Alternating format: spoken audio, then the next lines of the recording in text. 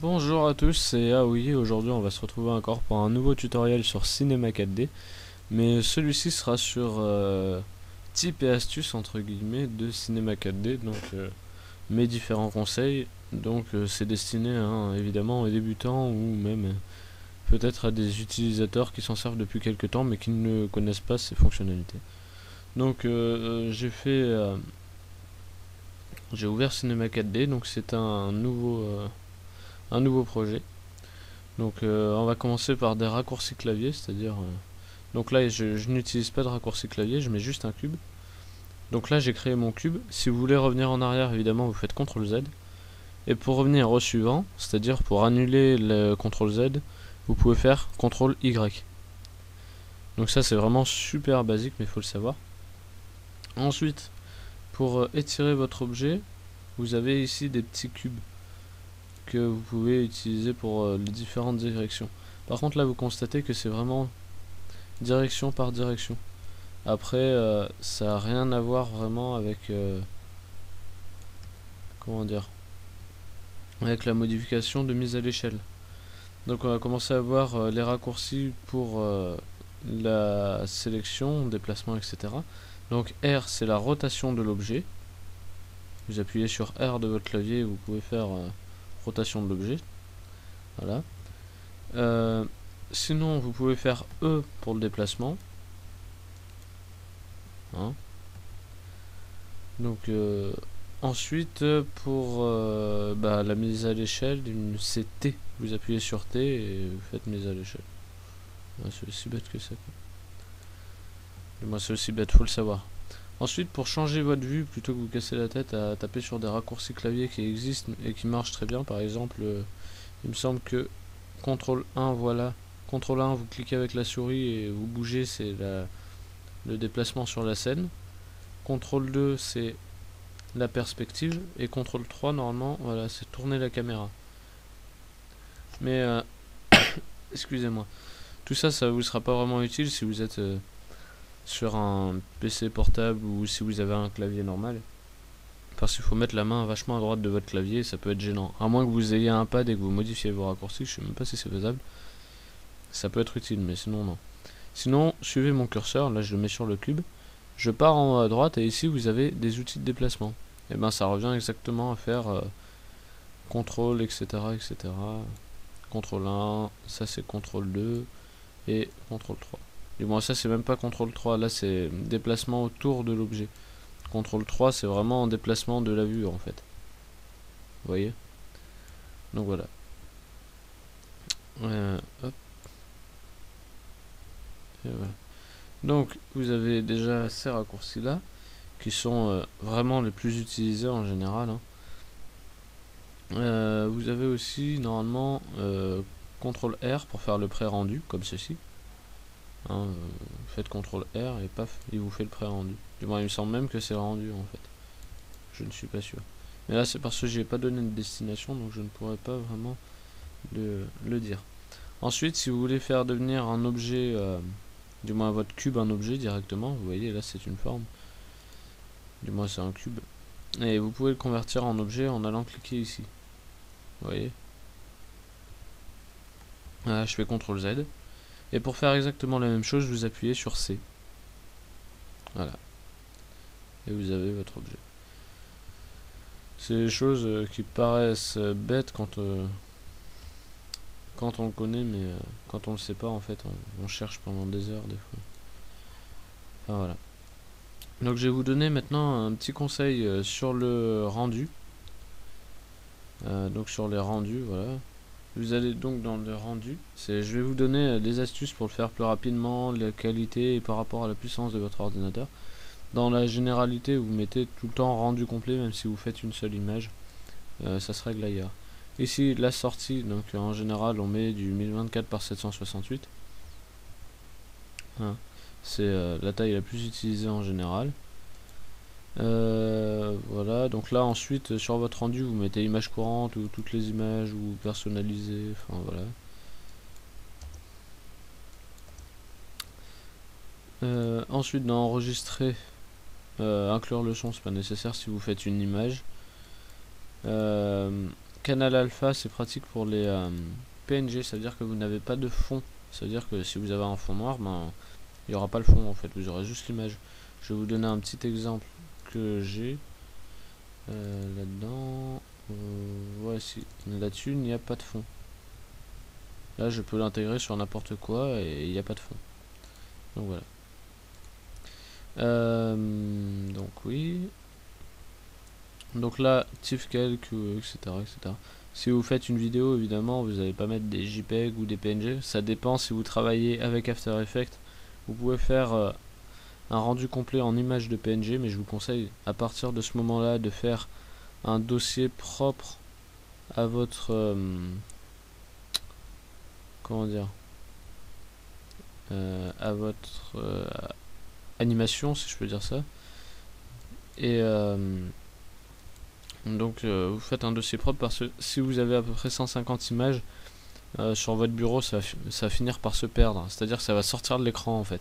Et pour les retrouver, ça va être la grosse galère. Donc je vous conseille de faire vraiment un dossier si vraiment vous avez un rendu à faire en PNG. Sinon, en format de film, je vous conseille le QuickTime, parce que le AVI est vraiment très lourd. C'est-à-dire que la dernière fois j'avais une vidéo, j'avais fait une vidéo en AVI, elle faisait 22 gigas et elle faisait à peine, elle faisait sur les coups de 2 minutes, un truc du genre. Et franchement ça prend trop de place. Et après quand j'ai mis en film QuickTime ou même en MP4, là ça prenait que 600 mégas ou quelque chose du genre. L'économie de place sur le disque dur se fait sentir. Je trouve que c'est vachement important. Donc voilà, si vous faites une image JPEG ou PNG, si vraiment vous avez si vraiment vous voulez votre fond, faut pas mettre canal alpha, sinon le fond va disparaître tout bêtement. Donc multipass, vous y touchez pas. Anti-aliasing, alors là c'est quelque chose d'assez important, c'est à dire que donc en général il faut mettre au mieux, et image fixe si vous faites une image. Même pour l'animation vous pouvez mettre image fixe, mais le temps de rendu va être relativement long. Par exemple là je mets moi souvent sur mon ordinateur en 2x2 et en 4x4, c'est à dire que les détails vont être énormément vus et revus, c'est à dire que votre ordinateur va extrêmement faire attention. Vous avez vu là il a mis plus de temps que tout à l'heure. Par exemple je vais rajouter une lumière. Regardez, je vais vous faire un petit topo, je vais mettre une texture, du moins un matériau et tout. Vous allez voir que ça va énormément jouer. Donc il n'y a pas vraiment à prendre de notes ici, hein. Je fais vraiment ça histoire de montrer quoi. Donc j'applique ça à ça, je vais mettre un sol aussi, ça serait cool. Non, il n'est pas là le sol, il est ici. Non, je me plante. Ouh là là. Où est-ce qu'il est le sol déjà?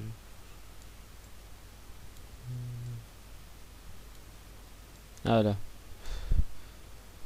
Oh là là, franchement, ça gère pas. Hein. Voilà. Donc là, normalement, j'ai cliqué sur pré-rendu, voilà. Et vous voyez que c'est bien plus long. En fait, c'est qu'il va vérifier les détails. Par exemple, regardez, je vais augmenter l'anti-aliasing, d'accord? Là, je l'ai réduit, donc il est en dessous. Hop, voilà. Je vais mettre en 4x4 et en 8x8.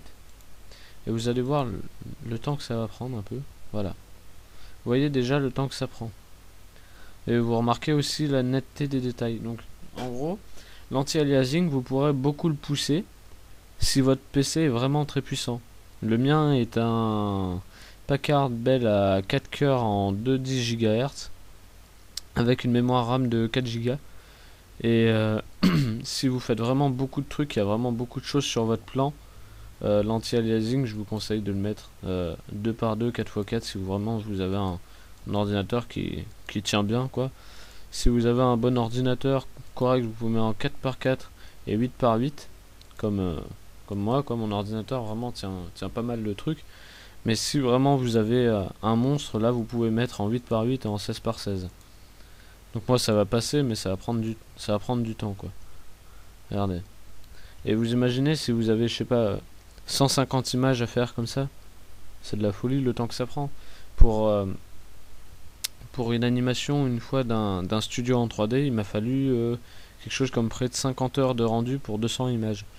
Donc c'était dur, et pourtant l'anti-aliasing était en 2x2 et 4x4. Donc après, faut éviter de mettre trop l'anti-aliasing, parce que sinon votre PC va énormément chauffer, étant donné que Cinema 4D va prendre toutes les ressources nécessaires et possibles pour faire ce rendu. Donc en général, quand vous faites un rendu, vous pouvez rien faire tourner derrière, quoi. Si vous connaissez After Effects, c'est un peu le même truc, quoi. Vous pouvez rien faire en même temps, c'est de la folie. Donc voilà. En général, vous remarquerez que la qualité est plutôt bien améliorée, on va dire. La qualité est très bonne avec un anti-aliasing très haut, mais excusez-moi. Mais le temps de rendu va fortement augmenter. Là, je fais ça pour le sol, en fait. Hop. Vous allez voir que l'anti-aliasing va mettre plus de temps parce qu'il y a maintenant les reflets à calculer sur le sol et sur le cube. Ah. Donc ça, c'était vraiment les petits détails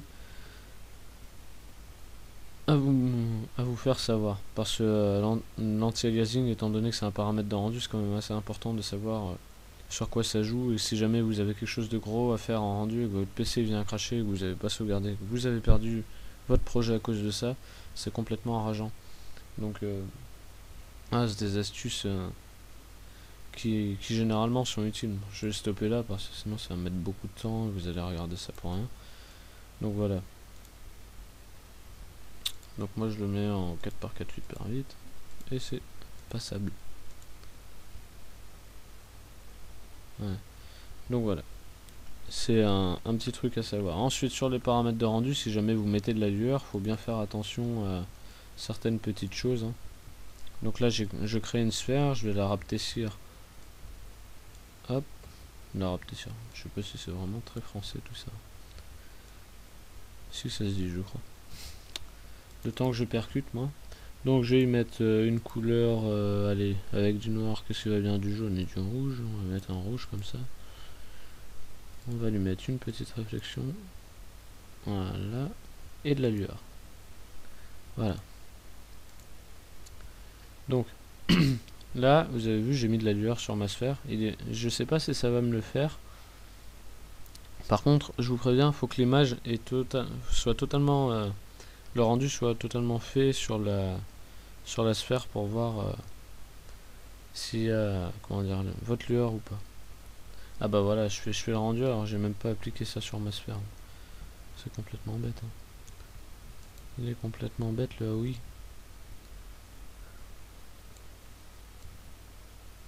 Voilà, on va la mettre là. Hop. Donc là, c'est pour voir la lueur apparaître. C'est possible que votre lueur n'apparaisse pas une fois le rendu de l'image terminé. Donc il faut bien attendre que le rendu de l'image soit fini pour voir votre lueur apparaître autour. Et si elle n'apparaît pas, je vais vous montrer ce qu'il faut faire. J'attends la fin du rendu. Donc voilà. Et tu es presque. Excusez-moi. Voilà, bon, moi elle apparaît. Mais il est possible qu'elle apparaisse pas, donc pour ça il faut aller dans vos paramètres de rendu. Vous allez ici et vous... Voilà, bon moi il y a effet de lueur. Vous allez en bas là, effet, et vous allez ajouter lueur, ou effet de lueur, qui est déjà ajouté, donc c'est bon. Là vous pouvez rajouter lueur, voilà, donc là vous pouvez vraiment toucher à tous vos paramètres de rendu, hein. Il y a... Tu vois... J'allais dire tu, mais non en fait. Toi qui regardes cette vidéo, non, je rigole. Vous voyez que l'effet de lueur normalement s'active automatiquement, mais c'est pas tout le temps le cas. Ensuite, vous pouvez mettre l'illumination globale, donc ça c'est par rapport à la lumière que vous avez ajoutée, ou si jamais vous utilisez un ciel, c'est-à-dire ceci, ça joue pas mal. Et l'occlusion ambiante. Je sais pas si... Voilà. Vous pouvez aussi mettre la profondeur de champ. Alors ça c'est génial. En fait, je vous préviens, hein, les effets sont terribles, hein. Vous pouvez en rajouter plein. Par contre, plein, ça va être aussi votre temps de rendu. c'est le souci. Et profondeur de champ, voilà. Donc là voilà, je vais rajouter une lumière encore. Même deux, voilà. Hop, et voilà. Donc voilà, déjà vous voyez que l'aspect du rendu change, il va devoir faire plusieurs filtres avant de faire le rendu. Donc c'est à partir de là que votre rendu va vraiment commencer à prendre du temps, hein, etc. Mais en général, si vous ajoutez des effets, c'est pas pour rien, ça va vraiment rendre votre image très nette, ça va ajouter énormément de détails, ça va purifier en quelque sorte votre image. Donc là je vais faire une petite coupure sur la vidéo pour vous montrer le rendu après, parce que si je vous fais attendre à chaque fois ça va être super long. Bon bah me revoilà, donc on peut observer les détails qui ont été ajoutés, un peu ce qui a été fait, etc. Donc vous voyez bien maintenant les détails comme par exemple la lumière qui affecte beaucoup le sol, étant donné que c'est une couleur claire, qui va affecter le cube, enfin voilà, énormément de détails. Donc le temps de rendu m'a pris quelques temps, mais pas, ça sert à rien de constater l'heure entre avant et maintenant, parce que je suis allé faire une petite pause entre temps. Et oui, et oui, ça oui, et voilà. Donc voilà. Tout ça pour vous dire que plus vous allez mettre d'effets, plus votre image sera belle, c'est sûr. Mais faut aussi noter que votre temps de rendu va être aussi énormément long. Enfin, ça dépend de votre ordinateur, ça dépend de votre anti-aliasing, ça dépend des effets, de l'accentuation que vous allez mettre, du nombre d'objets qu'il y a sur votre scène, des textures, des matériaux. Enfin voilà, ça dépend de énormément de choses. Donc voilà. Donc je vais enlever quelques effets moi. Comme la profondeur de champ, j'en ai pas besoin.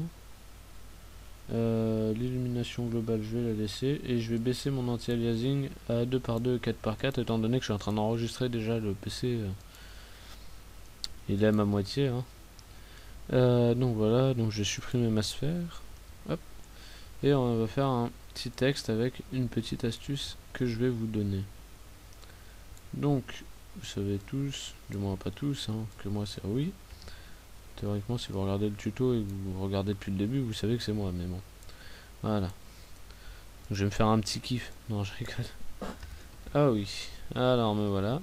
C'est bien moi. Mais le but, c'est pas de regarder mon pseudo, c'est de voir ce qu'on va faire. Je vais dans couvercle du mot graph texte. Je mets couvercle et biseau. Et en bas, couvercle et biseau aussi. Type de biseau, je le mets en une étape.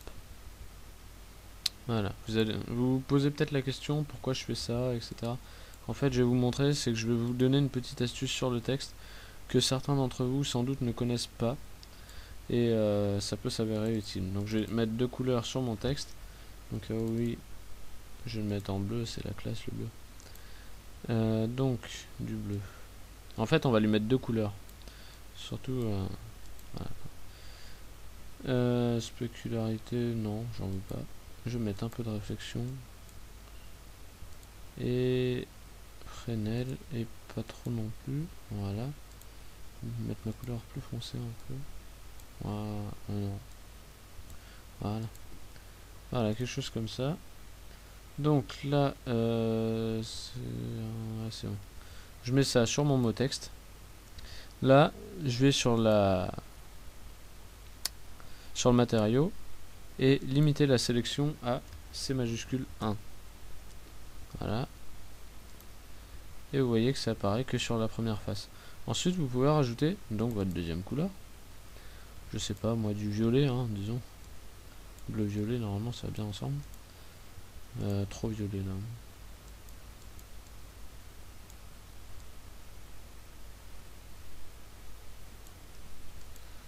Comme ça, c'est pas trop mal. La réflexion, pas trop. Spécularité, j'en veux toujours pas.